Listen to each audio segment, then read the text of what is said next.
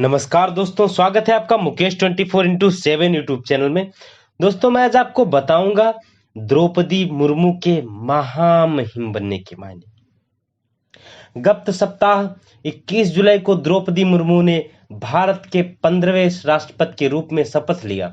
भारत के राजनीतिक इतिहास की यह महत्वपूर्ण घटना और भारत के संवैधानिक लोकतंत्र को गौरवान्वित करने वाला क्षण है। यह निर्वाचन गणतंत्र के विचार की सार्थक अभिव्यक्ति भी है। द्रौपदी मुर्मू के पार्षद के राष्ट्रपति पद तक का सफर साधारण से असाधारण उपलब्धि और संघर्ष की कहानी है। द्रौपदी मुर्मू का महामहिम निर्वाचित होना कई मायनों में विशेष है। झारखंड की पहली महिला राज्यपाल रही मुर्मू भारतीय राजनीति के सर्वोच्च पद पर पहुंचने वाली दूसरी महिला और राजनीति समुदाय में संबंधित प्रथम व्यक्ति हैं। मुर्मू उड़ीसा की प्रथम व्यक्ति है जो राष्ट्रपति निर्वाचित हुई हो। मुर्मू आजाद भारत में जन्म लेने वाली प्रथम व सबसे कम उम्र की राष्ट्रपति निर्वाचित हुई। जब से राष्ट्रपति चुनाव की उम्मीदवारों की घोषणा हुई और अब राष्ट्रपति के पद पर शपथ लेने के बाद भी कई ऐसे प्रश्न हैं जो आमजन के लिए जिज्ञासा का विषय और राजनीतिक विश्लेषणों के लिए मुद्दा बने हुए हैं। यह शक्तियों और कार्यों का विश्लेषण करें तो भारतीय संसदीय व्यवस्था में राष्ट्रपति की स्थिति ज्यादातर प्रतीकात्मक ही है, लेकिन संघीय सरकार में राष्ट्रपति के पास नाम मात्र की शक्तियों के अतिरिक्त कई महत्वपूर्ण विवेकाधीन शक्तियां भी प्राप्त हैं। राजनीति में प्रतीक का भी अपना महत्व होता है। यदि प्रतीक का प्रभावी ढंग से इस्तेमाल किया जाए तो उम्मीद द्रौपदी मुर्मू हाशिए पर खड़े समाज के लिए उम्मीद की एक किरण है। इसका निर्वाचन एक बड़ी आबादी को शीर्ष स्तर पर राजनीतिक प्रतिनिधित्व प्राप्त होने जैसा है और यह वंचित समुदाय में राजनीतिक चेतना विकसित करने का कार्य भी करेगा।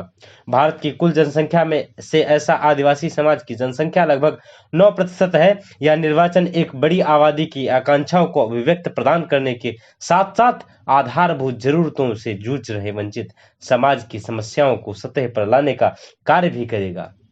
मुर्मू का निर्वाचन आधी आबादी के लिए प्रेरणादायक साबित होगा।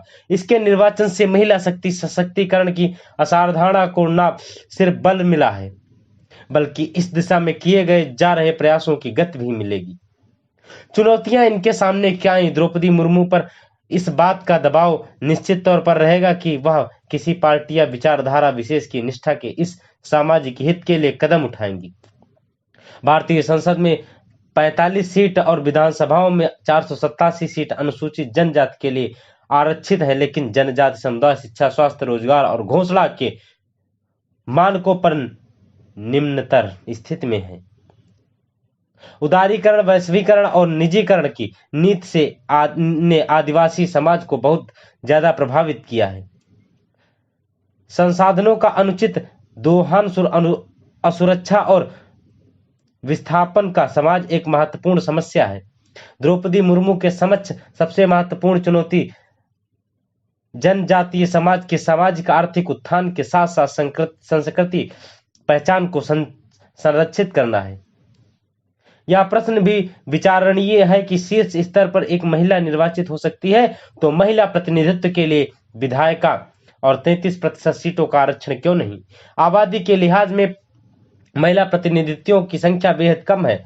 हाल ही में विश्व आर्थिक मंच ने वर्ष 2022 के लिए अपने वैश्विक लैंगिक अंतराल ग्लोबल जेंडर GAP-GGG सूचांक में भारत को 146 देशों में से 135वें स्थान पर रखा है।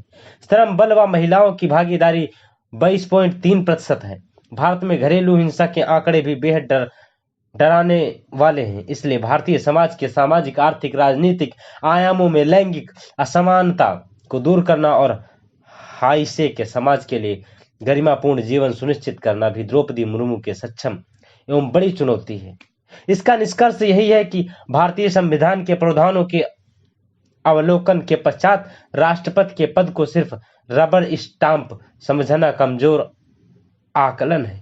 राष्ट्रपति प्रथम नागरिक होने के साथ साथ संघीय सरकार एवं रक्षा सेवाओं का प्रमुख और अनुसूची 5 व 6 के अंतर्गत संरक्षित क्षेत्रों का मुख्य प्रशासक भी होता है। द्रौपदी मुर्मू को कठोर असंवैधानिक शख्सियत के रूप में जाना जाता है। उम्मीद है कि वह दुनिया के सबसे बड़े लोकतंत्र को समावेशी बनाने की दिशा में कार्य करेंगी, और करेंगे भी, क्यों नहीं। मैं ऐसे व्यक्ति के बारे में मैं आपको राष्ट्रपति के बारे में बता रहा था। जी हाँ, द्रौपदी मुर्मू के बारे में, जिन्होंने 15वें राष्ट्रपति के रूप में शपथ लिया है। क्या आप भी वैसे कुछ द्रौपदी मुर्मू के बारे में जानते हैं?